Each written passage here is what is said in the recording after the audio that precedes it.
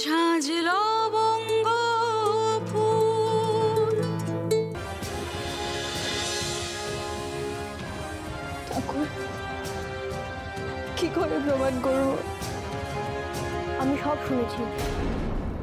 তুমি ভেবো না বৌদি, তোমার পাশে কেউ না থাকুক, তোমার লক্ষণ দেওয়ার তোমার সঙ্গে আছেই আছে। আমি কিচ্ছু করিনি, আমি কিচ্ছু করিনি। বাবা জানি না কেন বিশ্বাস করলেন, আমি কিচ্ছু করিনি, কিচ্ছু করিনি, কিচ্ছু। আমি জানি তো তুমি কিচ্ছু করোনি। আমার বৌদি এরকম কাজ করতে পারে? আচ্ছা তুমি এখন আমায় ছাড়ো। তুমি এভাবে জড়িয়ে ধরেছো, দাদাভাই জানতে পারলে না খুব হিংসা করবে। আচ্ছা তুমি তো আমাকে ব্রেকফাস্টে দাওনি। তাড়াতাড়ি চলো, আমার তো খুব খিদে পেয়েছে। হ্যাঁ, বাড়ির সবার জন্য রান্না করতে হবে। হ্যাঁ ঠিক বলেছো, চলো আমার সাথে রান্না করেছো, আমি করে দিচ্ছি।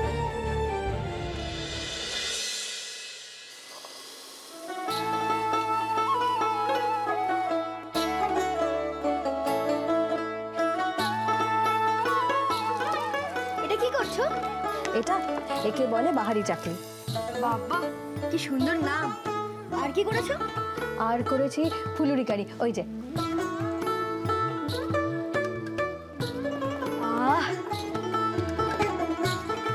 আর কি কি করবে?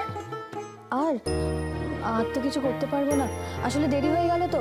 আর বাড়ির সকলে নিশ্চয়ই এতক্ষণে খুব খিদে পেয়ে গেছে, আর তোমারও তো দেরি হয়ে যাবে। এত কিছুর পরেও তুমি সবার জন্য বানাচ্ছো? এ কি কথা রোহন? হ্যাঁ, যার যেটা কাজ সেই কাজটা করেছে।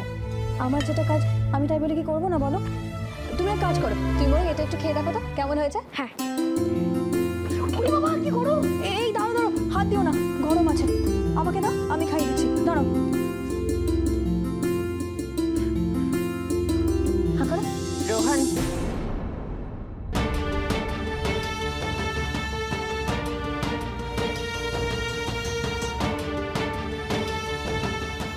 তোমার স্কুলের দেরি হয়ে যাচ্ছে, চলে এসো। কাকিমণি, এই তো আমি খাবারটা ঠান্ডা করে দিচ্ছি, ও খেয়েই যাবে, একটু দাঁড়াও। ওই খাবার খাবে না লবঙ্গ, চলে এসো। কেন? আমি বলছি তাই, কারণ আছে তাই বলছি, চলে এসো। কাকিমণি কেন এরকম করছেন? ও কি খালি পেটে স্কুলে যাবে? তোমার হাতের খাবার খাওয়ার থেকে ওর খালি পেটে স্কুলে যাওয়া অনেক ভালো লবঙ্গ।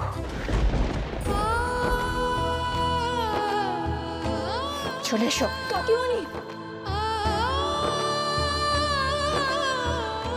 তোমার হাতের খাবার খাওয়ার থেকে ওর খালি পেটে স্কুলে যাওয়া অনেক ভালো লবঙ্গ।